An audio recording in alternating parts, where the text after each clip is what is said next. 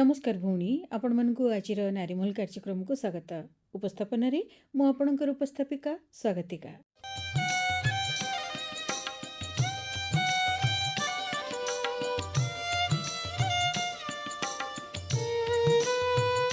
भौणी अंधारिया चारिपाख आबुड़ा खाबुड़ा बाट एमितिका परिस्थिति रे यात्रार यात्रीटी पाखरे जदि रास्ता चलिबाकू शक्ति अछि एवं अछि मनरे अदम्य साहस आउ आत्मविश्वास ताले जानि रखंतु से यात्रीटी पई ए रास्ता एवं ए यात्रा केबे हे अनतिक्रमणीय नुहे बरं कहबाक गले निज सम्मुखर समस्त बाधाविघ्न को टपी से जे दिने सफलतार सह ता लक्ष्य रे पहुंचिबो ताहा निसंदेह।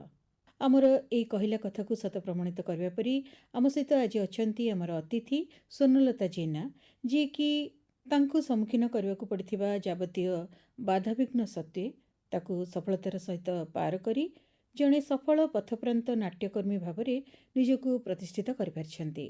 ताले आसंतु आज तांको भेटिबा एवं जणे पथप्रांत नाट्यकर्मी भावरे तांकर ए संघर्षरत कलाकार जीवन संपर्क रे किछि जानिबा।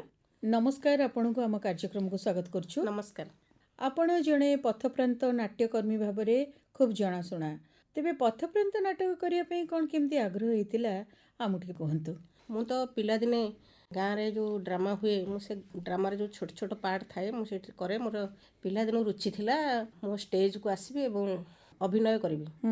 ये होची 94 मसिहार कथा। गोटे सुजोग मिलिला मु गोटे एनजीओ रे काम करूथली आउ से एनजीओ पाई वुमेन एम्पावरमेंट संपर्क रे 13,000 टंका थिला पथप्रांत नाटक करबा पई एवं से माने चाहिले जे गोटे बाहरु दल न डाकी आम भीतर गोटे ऑर्गेनाइज करके ये कामटा को गाँ गाँ रे करबा।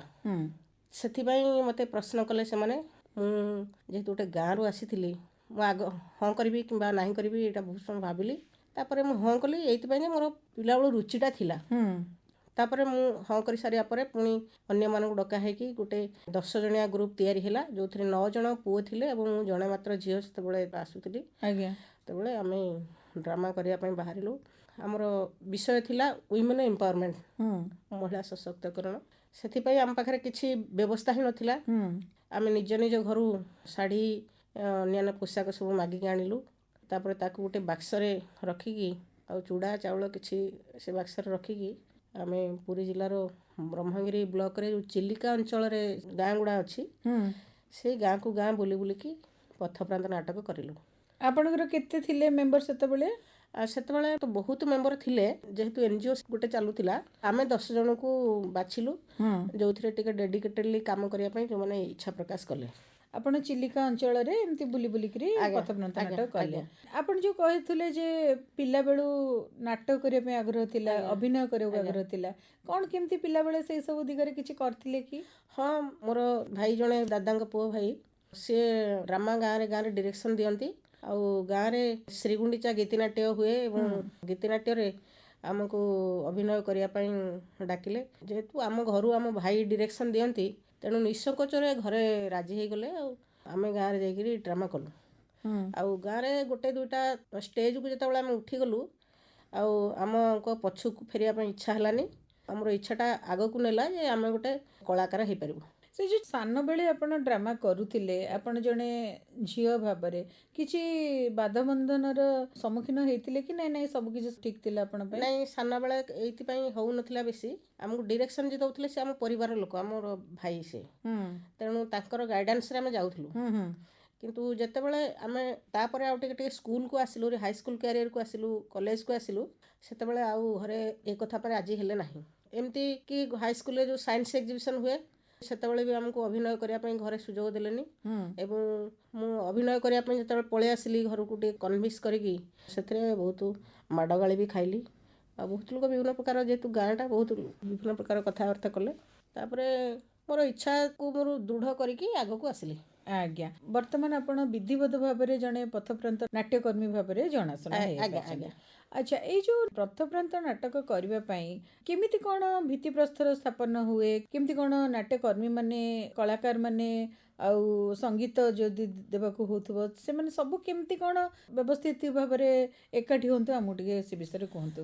देखंतु पथप्रांत नाटकर गोटे जो शब्द पथप्रांत से शब्दरू आपण बुझीपारुथिबे जे एटा रास्ता कड़े करिया पड़े नाटक ହୁଁ किंबा बजार हाट जोठी जनगहलीपूर्ण जगह थाए सेठी करिया पड़े या पई कोनोसी स्टेज साउंड लाइटिंग माइक इसर आवश्यकता न थाए किंतु एथिरे मुख्य उपादान होची जो माने आर्टिस्ट से माने प्रथमे समाज को भल पाउथिबा लोक हिथिबा दरकार ହୁଁ समाजर जो चिराचरित ढंग अच्छी कारण पथप्रांत नाटक माध्यम आम परिवर्तन चाहूँ सब ହୁଁ से आम जागरण धर्मी नाटक करूँ बा सचेतन धर्मी नाटक कहू एटाकू तेणु समाजर जो परिवर्तन जो मानकर टिके इच्छा थिबो सेही भली आर्टिस्ट मानकू खोजिया को पड़े ଧରନ୍ତୁ ଆପଣଙ୍କ କଥା ଶୁଣିକିରି ଜଣେ ଯଦି ଏଇ ପଥପ୍ରାନ୍ତ ନାଟକ କରିବା ପାଇଁ ଇଚ୍ଛା କରିବେ ତାହେଲେ ସେ କ'ଣ କରିବାକୁ ପଡ଼ିବ ବୋଲି ଆମକୁ ଟିକେ କୁହନ୍ତୁ।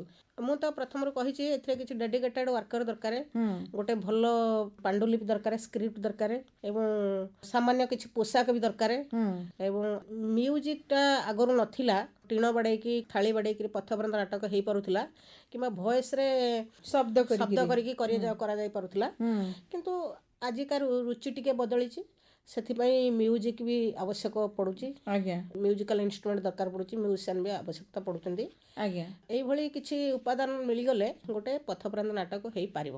ଆଜ୍ଞା ଆପଣ ରିହର୍ସାଲ କେମିତି କରନ୍ତି ନାଟକ ପାଇଁ? ଆମେ ଯେତେବେଳେ ନାଟକ କରିବା ପାଇଁ ଇଚ୍ଛା ପ୍ରକାଶ କରୁ ଆମେ 15 ଦିନ ଆଗରୁ ସମସ୍ତଙ୍କୁ ଏକାଠି କରୁ ଆଉ ଏକାଠି କରିକି ଆମେ ଗୋଟେ ଜାଗା ସ୍ଥିର କରୁ କୌଣସି ଗାଁରେ କମ୍ୟୁନିଟି ହଲ୍ ବେଳେବେଳେ ପଡ଼ିଆ କିମ୍ବା ଜଙ୍ଗଲ ମଝିରେ ବି ଗଛ ଚାରିପଟେ ଯେଉଁ ଫାଙ୍କା ଜାଗା ଥାଏ ସେଠି ବି ରିହର୍ସାଲ କରୁ ଏବଂ ଯେତେବେଳେ ରିହର୍ସାଲ କରୁ ସେତେବେଳେ ଘରୁ କହୁଛେ ସମସ୍ତେ ଖାଇବାଟା ନେଇକରି ସାଙ୍ଗରେ ଆସିବ ତାପରେ ଆମେ ସକାଳେ ଆସୁ ଆଉ ସନ୍ଧ୍ୟାବେଳକୁ ଫେରିଯାଉ ରିହର୍ସାଲ ସାରିକି ଏବଂ ଘରୁ ଯିଏ ଯାହା ଘରୁ ଖାଇବା ଆଣିଥାନ୍ତି ସେମାନେ ଦ୍ୱିପହରରେ ସେମାନେ ଖାଆନ୍ତି। ଆଜ୍ଞା ବାକି ଆମ ପାଇଁ ଗୋଟେ ବଡ଼ ଉପାଦାନ ହେଉଛି ଆମେ ଗାଁକୁ ଗାଁ ଯିବା ପାଇଁ ଆଗରୁ ପାଦରେ ଚାଲି ଚାଲିକି ଯାଉଥିଲୁ ପରେ ସେଟାକୁ ସାଇକେଲ ଯାତ୍ରା କଲୁ ଆମେ ସାଇକୋ ଥିଏଟର ଯାହାକୁ କୁହାଯାଏ ସାଇକେଲରେ ଗାଁକୁ ଗାଁ ବୁଲିକି ଓଡ଼ିଶା ସାରା ବୁଲିକି ଆମେ ଗାଁ ଗାଁ ବୁଲିକି ଡ୍ରାମା କରୁ। ଏ ଯୋଉ ସାଇକୋ ଥିଏଟର କଥା ଆପଣ କହୁଛନ୍ତି ସାଇକେଲରେ ଯାଇକିରି ଆପଣ ସବୁ ଡ୍ରାମା କରୁଛନ୍ତି ଏଇ ସମ୍ପର୍କରେ ଆମକୁ ଟିକେ କୁହନ୍ତୁ।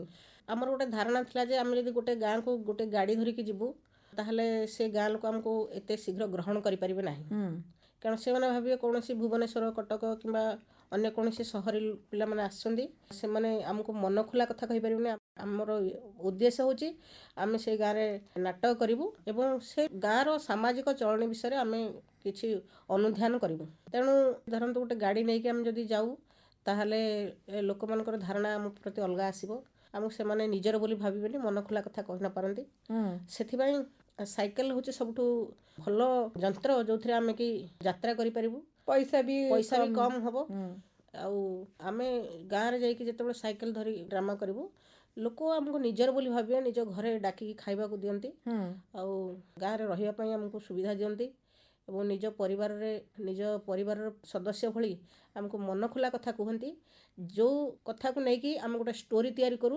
ଥିଏଟର ପାଇଁ। ଆଜ୍ଞା ବହୁତ ବଢ଼ିଆ କଥା। ତେବେ ଆପଣ ମୁଖ୍ୟତଃ କୋଉ ସବୁ ବିଷୟକୁ ଆଧାର କରି ନାଟକ କରନ୍ତି? ଦେଖନ୍ତୁ ଆମେ ଦୁଇ ପ୍ରକାର ନାଟକ କରୁ ପଥପ୍ରାନ୍ତ ନାଟକ ଗୋଟେ ହେଉଛି ପ୍ରଚାର ଧର୍ମୀ ନାଟକ ଯେମିତି ଏଡ୍ସ ହେଲା କି ମ୍ୟାଲେରିଆ ହେଲା କିମ୍ବା ଆପଣଙ୍କର ଶିକ୍ଷା ହେଲା କିମ୍ବା ସ୍ୱଚ୍ଛତା ହେଲା ଏ ହେଉଛି ପ୍ରଚାର ଧର୍ମୀ ନାଟକ ଏଥିରେ ସରକାରଙ୍କ ବିଭାଗର କିଛି ପଇସା ଥାଏ ଏବଂ ତାକୁ ନେଇକି ଆମେ ପ୍ରଚାର କରୁ ସେଥିରେ ଆମେ ଟିକେ ବେଶୀ ମନୋରଞ୍ଜନ ରଖୁ। ଆଉ ଗୋଟେ ପ୍ରକାର ନାଟକ ହୁଏ ଯେ ସୋସିଆଲ ଇସ୍ୟୁ ସାମାଜିକ ସମସ୍ୟା ଯେଉଁଥିରେ କି ଆମେ ଗୋଟେ ଜୀବନ୍ତ କାହାଣୀକୁ ନେଉ ସେଥିରେ ଆମ ଷ୍ଟୋରି କରିବା ପାଇଁ ଧରନ୍ତୁ ରାୟଗଡ଼ା କୋରାପୁଟ କି ମାଲକାନଗିରି କିମ୍ବା ଆମର ସମୁଦ୍ର କୂଳିଆ ଅଞ୍ଚଳ ହଉ ଲୋକଙ୍କର ଚଳଣିକୁ ନେଇକି ଆମେ ତାକୁ ଜୀବନ୍ତ ନାଟକ କରିବା ପାଇଁ ଚେଷ୍ଟା କରୁ ତେଣୁ ପ୍ରଚାର ଧର୍ମୀ ନାଟକ ଆଉ ସମାଜକୁ ସନ୍ଦେଶ ଦେଲା ଭଳିଆ ନାଟକ ଟିକେ ଅଲଗା ଭିନ୍ନ ଥାଏ। ଆଜ୍ଞା ଏଇ ଯୋଉ ନାଟକ ଗୁଡ଼ିକର ଅବଧି କେତେ କ'ଣ ଥାଏ? ପାଖାପାଖି ଅଧଘଣ୍ଟାରୁ 45 ମିନିଟ୍ ଥାଏ କେବେ କେବେ ଗାଁ ଲୋକ ଯେତେବେଳେ କୁହନ୍ତି ଆଉ ଟିକେ ବେଶୀ ସମୟ ବଢ଼ା ବୋଲି ଆମେ ସେଟା ଘଣ୍ଟାଏ ପର୍ଯ୍ୟନ୍ତ ନେଇପାରୁ। ଆଜ୍ଞା ଏଇ ଯୋଉ ଲାଇଭ୍ ଶୋ ବା ପ୍ରତ୍ୟକ୍ଷ ଭାବରେ ନାଟକ ଦେଖିବା ବେଳେ ଲୋକମାନଙ୍କର ପ୍ରତିକ୍ରିୟା ଆପଣ କ'ଣ କେମିତି ଲକ୍ଷ୍ୟ କରନ୍ତି? ଆଜ୍ଞା ଯେତେ ମାଧ୍ୟମ ଅଛି ଲୋକଙ୍କ ହୃଦୟକୁ ଛୁଇଁବା ପାଇଁ ଆଉ ସବୁଠୁ ବଳିଷ୍ଠ ମାଧ୍ୟମ ହେଉଛି ପଥପ୍ରାନ୍ତ ନାଟକ ଯେହେତୁ ଏଇ ନାଟକକୁ 5 ବର୍ଷର ଛୁଆଠାରୁ ଆରମ୍ଭ କରିକି 70 75 80 ବର୍ଷର ବୃଦ୍ଧ ପର୍ଯ୍ୟନ୍ତ ଏକାଠି ବସିକି ଦେଖିପାରିବେ ତେଣୁ ଏଇ ନାଟକ କଲାବେଳେ ପ୍ରଥମେ ଆମକୁ ଲାଗେ ଏ ସାରା ଗାଁ ହେଉଛି ଆମର ଆଉ ସାରା ଗାଁର ଅଧିବାସୀ ହେଉଛନ୍ତି ଆମ ପରିବାର ତେଣୁ ଆମ ପରିବାର ଲୋକଙ୍କ ପାଖରେ ଆମେ ନାଟକ କରୁ ଏବଂ ପରିବାର କେବେ ଆମର ଦୃଶ୍ୟକୁ ନେଇକି ଲୋକମାନେ କାନ୍ଦନ୍ତି କେବେ ହସନ୍ତି, କେବେ ଆମକୁ ତାଚ୍ଛଲ୍ୟ ବି କରିଛନ୍ତି। ଆଉ ସବୁ ପରେ ତାଙ୍କ ମନ ଭିତରେ ଗୋଟେ ଭାବନା ଆସେ, ଇଏ ନାଟକର ସମସ୍ୟା ହେଉଛି ଆମ ସମସ୍ୟା, ଆମେ ୟା ଦ୍ୱାରା କେମିତି ପରିବର୍ତ୍ତନ ହେଇପାରିବୁ। ଆଜ୍ଞା, ଏଇ ଯେଉଁ ପ୍ରତିକ୍ରିୟା କଥାରୁ ଗୋଟେ କଥା ମନକୁ ଆସିଛି, ଆପଣଙ୍କୁ ପଚାରିବାକୁ ଚାହିଁବୁ ଯେ ଆପଣ ତ ଏତେ ବର୍ଷ ଧରିକିରି ପଥପ୍ରାନ୍ତ ନାଟକ କରୁଛନ୍ତି, ଗୋଟେ ସ୍ମୃତି ଆପଣଙ୍କର ଯଦି ମନେ ଥିବ ଯେଉଁଟା ଆଜି ଆପଣ ଆମ ସହିତ ବାଣ୍ଟିବାକୁ ଚାହିଁବେ ଆଉ ଆମକୁ ଭଲ ଲାଗିବ, ଆମ ଶ୍ରୋତା ଭଉଣୀମାନଙ୍କୁ ସେଠି ଭଲ ଲାଗିବ। ହଁ, ଯେତେବେଳେ 73ତମ ସମ୍ବିଧାନ ସଂଶୋଧନ ହେଲା ପଞ୍ଚାୟତରାଜ ବ୍ୟବସ୍ଥାରେ, ସେତେବେଳେ ଗୋଟେ ମହିଳାକୁ ଯେ ପଞ୍ଚାୟତ ସ୍ତରରୁ ସ୍ତ୍ରୀ ଲୋକ ମାଆଟିଏ କେମିତି ବାହାରକୁ ଯିବା ପାଇଁ ଚାହୁଁଛି ଏବଂ ତା ପାଇଁ ପ୍ରତିବନ୍ଧକ ସାଜିଛି, ତାର ପ୍ରଥମେ ତା ପରିବାର, ତା ସ୍ୱାମୀ ଏବଂ ତା ସମାଜ ଏବଂ ଅନ୍ୟାନ୍ୟ କିଛି ବ୍ୟବସ୍ଥା ତାକୁ ପ୍ରତିବନ୍ଧକ ହେଉଛି, ତୁ କାମ କରିପାରିବୁ ନାହିଁ, କିନ୍ତୁ ତାର ଇଚ୍ଛା ଅଛି। ସେଇଭଳି ଗୋଟେ ଦୃଶ୍ୟକୁ ନେଇକି ଚୌଦ୍ୱାର ଅଞ୍ଚଳରେ କାର୍ଯ୍ୟକ୍ରମ ଚାଲିଥାଏ ଏବଂ ମୁଁ ନିଜେ ସେଥିରେ ଅଭିନୟ କରୁଥାଏ, ସେ ପଞ୍ଚାୟତ ସ୍ତରୀୟ ମହିଳା ଭାବରେ।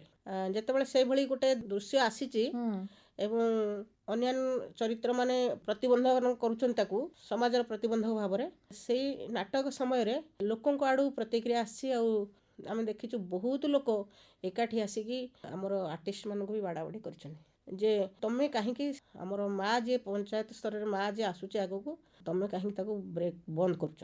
ସେମିତି ଗଣ୍ଡଗୋଳ ବି କରିଛନ୍ତି।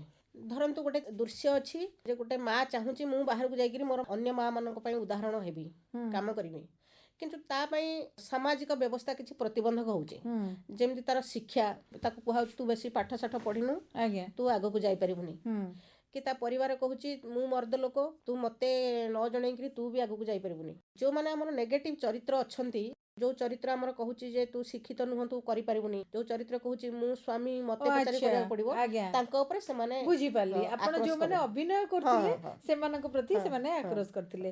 ବାସ୍ତବିକ ବଡ଼ ଜୀବନ୍ତ ହେଇଥିବ ସେଇ ଅଭିନୟ ଆପଣଙ୍କର, ଯାହାଦ୍ୱାରା କି ଦର୍ଶକ ଏତେ ଭାବରେ ଭାବ ବିହଳିତ ହେଇଯାଇଛନ୍ତି ଆଉ ସେଇଠି ସେଇ ପ୍ରକାର ସେମାନେ ଆଚରଣ କରିଛନ୍ତି। ବାସ୍ତବିକ ବହୁତ ଭଲ କଥା। ଆପଣଙ୍କ କଥାରୁ ଆମେ ଜାଣିପାରୁଛୁ ଯେ ଆପଣଙ୍କର ଯେଉଁ ପଥପ୍ରାନ୍ତ ନାଟକ ଗୁଡ଼ିକ କେତେ ଭାବରେ ପ୍ରଭାବ ବିସ୍ତାର କରିଥିବ ମାନସିକତା ପରିବର୍ତ୍ତନରେ। ଆପଣ ଯେଉଁ ଏତେ ପଥପ୍ରାନ୍ତ ନାଟକ ସବୁ କରୁଛନ୍ତି, ଗୋଟେ ଡାଇଲଗ, ଗୋଟେ ସଂଳାପ ଆମକୁ ଶୁଣେଇବେ କି? ତମେ ସେଇ ସ୍ୱର୍ଗରେ ଥାଇ ଦେଖୁଥାଅ ବାପୁ, ତମ ଲହୁଲୁହରେ ସ୍ୱାଧୀନତା ପାଇଥିବା ମଣିଷମାନେ ଆଜି କେମିତି ପରାଧୀନତାର ମାୟାଜାଲରେ ପଡ଼ି ଛଟପଟ ହେଉଛନ୍ତି। ତମ ରାମ ରାଜ୍ୟ ଆଉ ନାହିଁ ବାପୁ, ତମ ରାମ ରାଜ୍ୟ ଆଉ ନାହିଁ। ତମ ରାମ ରାଜ୍ୟ ଏଠି ରାବଣପୁରୀ ପାଲଟି ଗଲାଣି। ତମ ଖଟି ଖାଇବା ଶବ୍ଦଟା ଏଠି ସମସ୍ତଙ୍କୁ ପିଟି ଖାଅ ବୋଲି ଶୁଭିଯାଇଛି। ଏ ବଦମାସ ଅକ୍ଟୋପସ ମାନେ ଯେତେବେଳେ ପଞ୍ଝା ମେଲେଇ ସାରିଲେଣି, ସେଠାରେ ସ୍ୱରାଜ ସପନଟା କ'ଣ ସତ ହେବ ବାପୁ? ଆସ, ପୁଣି ଆସ, ତମରି ଆଗମନକୁ ଏଠି ନିରୀହ ଖଟିଖିଆ ମେହନତି ମଣିଷମାନେ ଯୁଗ ଯୁଗ ଧରି ଅନେଇ ବସିଛନ୍ତି। ଆସ ବାପୁ, ଆସ। ବାଃ, ଖୁବ୍ ସୁନ୍ଦର ସଂଳାପ, ବହୁତ ବଢ଼ିଆ ଲାଗିଲା ଶୁଣିକିରି। ତେବେ ଆପଣ ଯେମିତି କହିଲେ ସରକାରଙ୍କର ବିଭିନ୍ନ ସମାଜ ମଙ୍ଗଳ ଯୋଜନା ସବୁ ଯେଉଁ ରହିଛି, ଯେମିତିକି ସାକ୍ଷରତା ଅଭିଯାନ, ଶିଶୁ ଆଉ ମାଆଙ୍କର ସ୍ୱାସ୍ଥ୍ୟ ସଚେତନତା କିମ୍ବା ଅନ୍ୟ କୌଣସି ସ୍ୱାସ୍ଥ୍ୟ ସମ୍ବଳିତ ବା ସାମାଜିକ ଉନ୍ନତି ଭିତ୍ତିକ ଯୋଜନା ସବୁ, ୟାକୁ ସବୁ ପଥପ୍ରାନ୍ତ ନାଟକରେ ଆଣିଛନ୍ତି କି? ହଁ, ଏଇଟା ଗୋଟେ ପ୍ରଚାର ଧର୍ମୀ ନାଟକ ମୁଁ ଆପଣଙ୍କୁ କହିଛି। ନୟାଗଡ଼ରେ ଯେତେବେଳେ ଆମେ ସ୍ୱଚ୍ଛତା ସମ୍ପର୍କରେ ଏଇଭଳି ସରକାରଙ୍କର କାର୍ଯ୍ୟକ୍ରମ କରୁଥିଲୁ, ଆମର 1 ମାସ ଧରିକି ସେ ଯାତ୍ରା ଥିଲା। କିନ୍ତୁ ଆମ ଯାତ୍ରା ସମୟରେ ଗୋଟେ ଗାଁରେ, ପାହାଡ଼ ଉପରେ ସେ ଗାଁକୁ ରାସ୍ତା ନଥିଲା ଏବଂ ଆମେ ପାଦରେ ଚାଲି ଚାଲିକି ସେ ଗାଁକୁ ଯାଇକି ଦଶପଲ୍ଲା ବ୍ଲକରେ ସେ ଗାଁକୁ ଯାଇକି ଡ୍ରାମା କରୁଥିଲୁ ଏବଂ ଗୋଟେ ଦିନରେ 35 ଜଣ ଘରୋଇ ପାଇଖାନା ତିଆରି କରିଥିଲେ। ଆମେ ସେଇଟା ଆମର ପ୍ରଚାର ଧର୍ମୀ ନାଟକରେ ବଡ଼ ଆଚିଭମେଣ୍ଟ ବୋଲି ଭାବୁ। ଆଜ୍ଞା, ଏଥିପାଇଁ କିଛି ପାରିଶ୍ରମିକ ଆପଣଙ୍କୁ ମିଳେ କି? ପାରିଶ୍ରମିକ କିଛି ମିଳେ, ଯେମିତି ସରକାରୀ ଯୋଜନାକୁ ନେଇକି ଯଦି ଆମେ କିଛି କାର୍ଯ୍ୟକ୍ରମ କରୁ ତାହେଲେ ସେଥିରେ କିଛି କମ୍ ପାରିଶ୍ରମିକ ମିଳେ। କିନ୍ତୁ ଯେତେବେଳେ ଆମେ ସମାଜର କୌଣସି ଶିଶୁକୁ ନେଇକି, ପରିବାରର କୌଣସି ଶିଶୁକୁ ନେଇକି ନିଜ ତରଫରୁ କରୁ, ସେଥିରେ ଆମକୁ ପାରିଶ୍ରମ ମିଳେନି।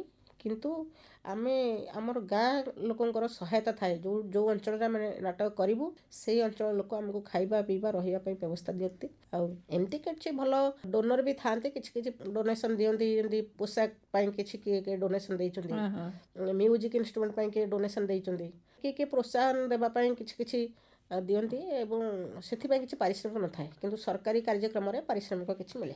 ଆମେ ଆପଣଙ୍କୁ ଏ ପ୍ରଶ୍ନଟି ପଚାରିବାର ଅର୍ଥ ଯେ ନାଟ୍ୟକର୍ମୀ ଯିଏ ନିଜର ସମୟ ଦେଉଛନ୍ତି, ପରିଶ୍ରମ କରୁଛନ୍ତି, ସେମାନେ ଯେତେବେଳେ ତାଙ୍କର କିଛି ଆୟ ଏଥିରୁ ନ ପାଇବେ, କିଛି ରୋଜଗାର ସେମାନେ ନ କରିପାରିବେ, ତାହେଲେ ସେମାନଙ୍କୁ ଚଳିବାକୁ ମଧ୍ୟ ଅସୁବିଧା ହେବ। ତେଣୁ ଆମେ ଏଇ କଥାଟି ପଚାରିଲୁ। ଆପଣ ଯାହା କହିଲେ ପାରିଶ୍ରମିକ ବହୁତ କମ୍ ମିଳେ, ତେଣୁ ଆମେ ସ୍ୱାଭାବିକ ଭାବରେ ବୁଝିପାରୁଛୁ ଯେ ଏଇ ପଥପ୍ରାନ୍ତ ନାଟକ କରୁଥିବା ବା ନାଟକ ସହିତ ସମ୍ପୃକ୍ତ ସମସ୍ତଙ୍କର କେବଳ ଗୋଟିଏ ଆଗ୍ରହ ରହିଛି ଯେଉଁଥିପାଇଁ କି ସେମାନେ ଏଇ କ୍ଷେତ୍ରକୁ ଆସିଛନ୍ତି, ନଚେତ୍ ଦେଖିବା ପାଇଁ ଗଲେ ପାରିଶ୍ରମିକ ସେମିତି ତାଙ୍କୁ ମିଳେନି, ନୁହେଁ କି? ଆଜ୍ଞା।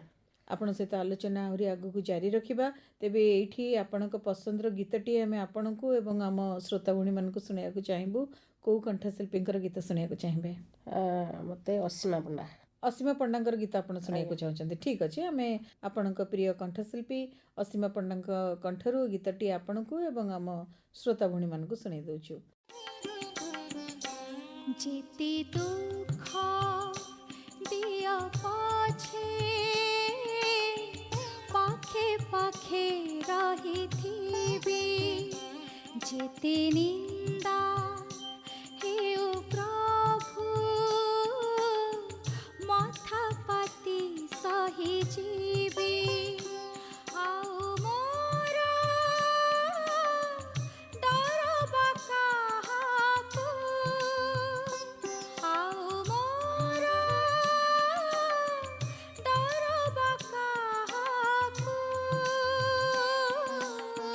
ভরসা করিছি সিনা তুম চৌবাহকু। যেতে দুঃখ দিয়া পাছে পাখে পাখে রহিথিবি, যেতে নিন্দা হেউ প্রভু মাথা পাতি সহি যাবি।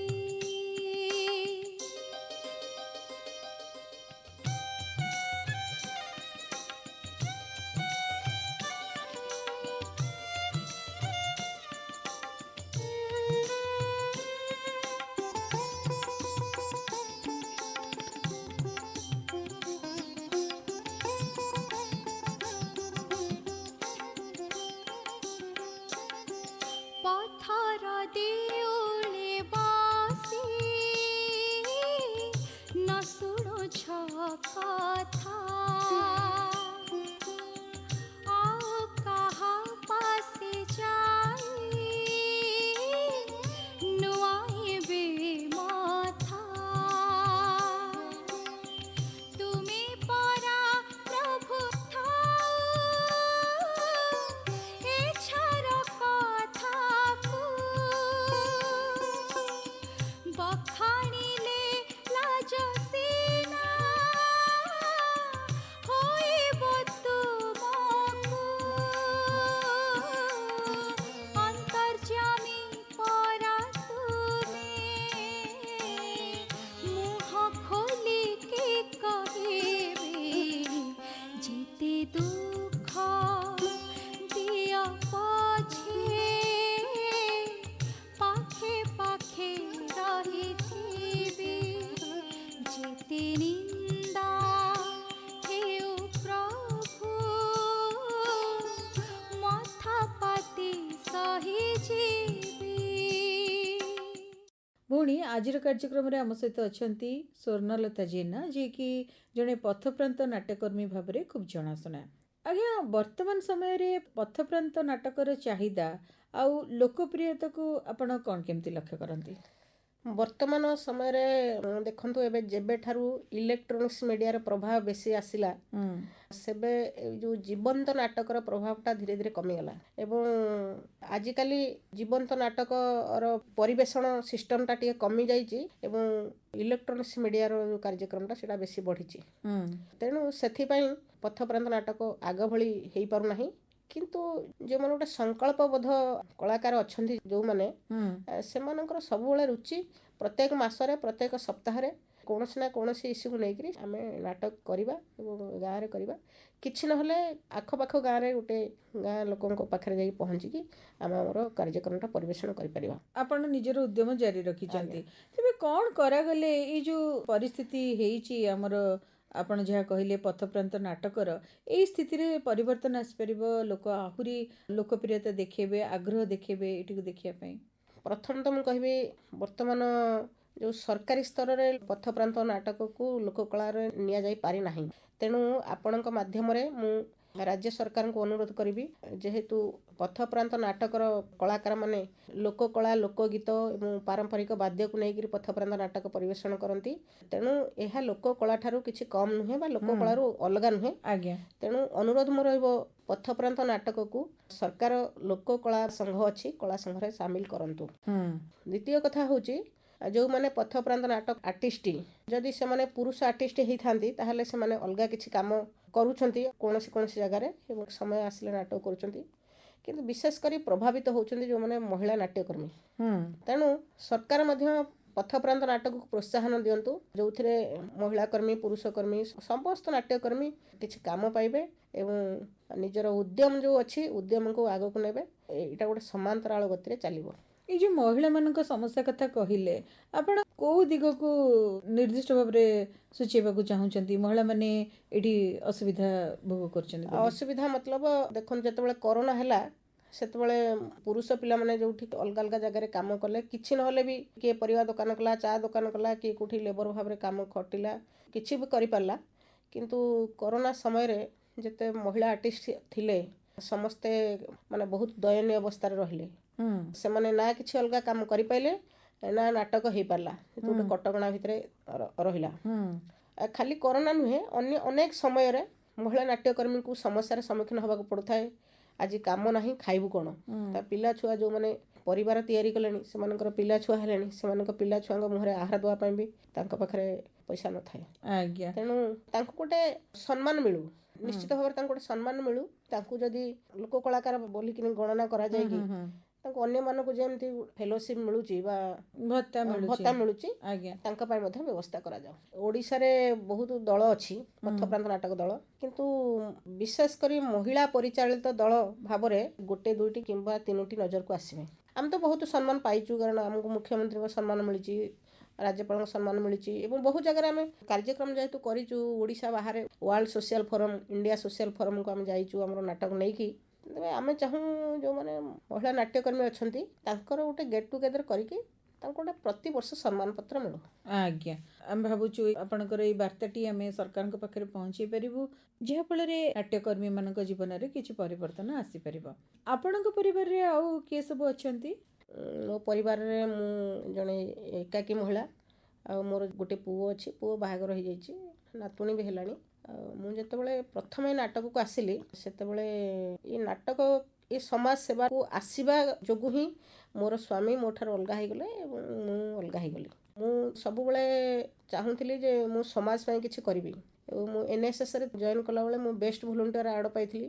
ତାପରେ ମୋତେ ଯିଏ ଯେତେ ଥର ଗାଳି କରନ୍ତୁ, ମାଡ଼ ଦିଅନ୍ତୁ, ଯାହା କରନ୍ତୁ, ମୁଁ ସବୁବେଳେ ଗଭର୍ଣ୍ଣର ଦେଇଛନ୍ତି ଗୋଟେ ସାର୍ଟିଫିକେଟ୍, ତାକୁ ଖୋଲିକି ଦେଖିଦିଏ। ତାପରେ ମୋର ସବୁ ମାଡ଼ର କଷ୍ଟ ସବୁ ଭୁଲିଯାଏ। ତେଣୁ ମୁଁ ଦିନେ ଏକାକୀ ମହିଳା ଭାବରେ କାମ କରୁଥିଲି ନାଟ୍ୟକର୍ମୀ ଭାବରେ। ଆଉ ଆଜିକା ଦିନରେ ତ ବହୁତ ପରିବାର ହେଲେଣି, ପୁଅ ବୋହୂ ହେଲେଣି, କିନ୍ତୁ ମୋ ସ୍ୱାମୀ ମୋ ଠାରୁ ଅଲଗା ଅଛନ୍ତି। ଆପଣ ଏକୁଟିଆ ପଥପ୍ରାନ୍ତ ନାଟକର ଏଇ ଯେଉଁ ଆପଣଙ୍କର ଅଭିନବ ଯାତ୍ରା, ସେଇଥିରେ ଏକୁଟିଆ ଚାଲିଛନ୍ତି? ଆଜ୍ଞା, ସମସ୍ତଙ୍କୁ ନେଇକିରି ଏକୁଟିଆ ମୁଁ କହିପାରିବିନି। ଏଇଥିପାଇଁ ବସୁଧୈବ କୁଟୁମ୍ବ, ସାରା ସଂସାର ହେଉଛି ମୋ ପରିବାର, ମୁଁ ଏଇଆ ହିଁ ଭାବିଛି। ମୁଁ କେବେ ମୁଁ ନିଜ ପରିବାର ଠାରୁ ଅଲଗା ହେଇଛି ବୋଲିକି ମୁଁ ଦୁଃଖ କରିନାହିଁ। ସେଇଥିପାଇଁ ମୁଁ ଯୁଆଡ଼େ ଯେତେବେଳେ ଯେଉଁ ସମୟରେ ଯାଇଛି ସବୁ ଗାଁରେ, ସବୁ ପରିବାରରେ ମୋର ମା, ବାପା, ଭାଇ, ଭଉଣୀ ସମସ୍ତେ ଅଛନ୍ତି ବୋଲି ମୁଁ ଭାବେ। ବହୁତ ବଢ଼ିଆ କଥା। ଆଗକୁ ଆଉ କ'ଣ ସବୁ ଯୋଜନା ରଖିଛନ୍ତି କରିବେ ବୋଲି? ଆଗକୁ ମ୍ୟାଡ଼ାମ୍ ମୋର ଗୋଟେ ଇଚ୍ଛା ଅଛି ଯେ ମୁଁ ଗୋଟେ ନାଟ୍ୟଶାଳା କରିବି।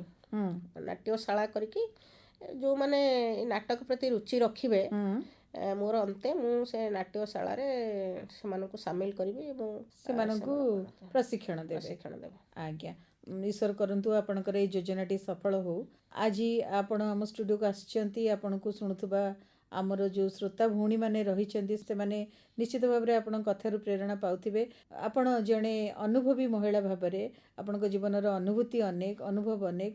ସେଇ ଅନୁଭବରୁ, ସେଇ ଅନୁଭୂତିରୁ ଆମ ଭଉଣୀମାନଙ୍କୁ କ'ଣ ଦିପଦ କହିବାକୁ ଚାହିଁବେ, ଯାହା ସେମାନଙ୍କୁ ସେମାନଙ୍କର ଜୀବନ ଯାତ୍ରାରେ ଆଗକୁ ଗଲାବେଳେ ସହାୟକ ହେବ? ମୁଁ ପ୍ରଥମତଃ ସମସ୍ତ ମା ଭଉଣୀ ସମସ୍ତଙ୍କୁ ଗୋଟିଏ ଅନୁରୋଧ କରିବି, ଆପଣମାନେ ନିଜ ଉପରେ ସବୁବେଳେ ବିଶ୍ୱାସ କରନ୍ତୁ, ଅନ୍ୟ ଉପରେ ବେଶୀ ବିଶ୍ୱାସ କରନ୍ତୁ ନାହିଁ। ଆଉ ଯେତେବେଳେ ଆପଣ ଯେଉଁ କାମଟି କରିବେ ସେଟା କରିବେ କି ନାହିଁ ନିଜକୁ ପ୍ରଶ୍ନ ପଚାରନ୍ତୁ।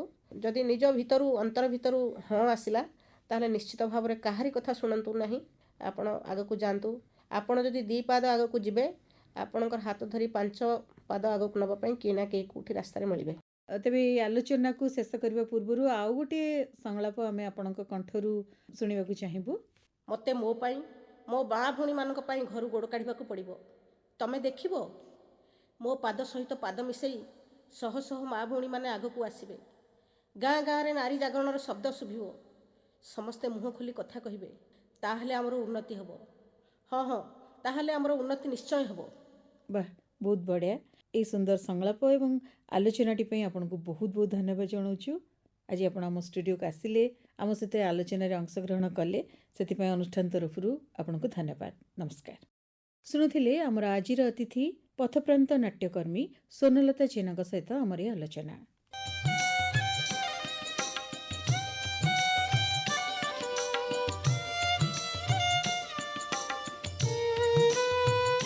ତେବେ ଭଉଣୀ, ଆମର ଆଜିର କାର୍ଯ୍ୟକ୍ରମ ଆପଣମାନଙ୍କୁ କେମିତି ଲାଗିଲା ଆମକୁ ଚିଠି ଖଣ୍ଡେ ଲେଖି ମତାମତ ନିହାତି ଜଣାଇବେ ବୋଲି ଅନୁରୋଧ କରୁଛୁ। ଆମର ଠିକଣା ତ ଆପଣମାନଙ୍କୁ ଜଣା, ତଥାପି ଆଉଥରେ କହି ରଖୁଛୁ। ନାରୀ ମହଲ କାର୍ଯ୍ୟକ୍ରମ ମାର୍ଫତ କେନ୍ଦ୍ର ନିର୍ଦ୍ଦେଶକ ଆକାଶବାଣୀ କଟକ, ପିନ୍ 753001। ତାହେଲେ ଭଉଣୀ, ଆଜିର ନାରୀ ମହଲରୁ ମୁଁ ଆପଣଙ୍କର ଉପସ୍ଥାପିକା ସ୍ୱାଗତିକା ଏଇଠୁ ବିଦାୟ ନେଇ ରହୁଛି। ନମସ୍କାର।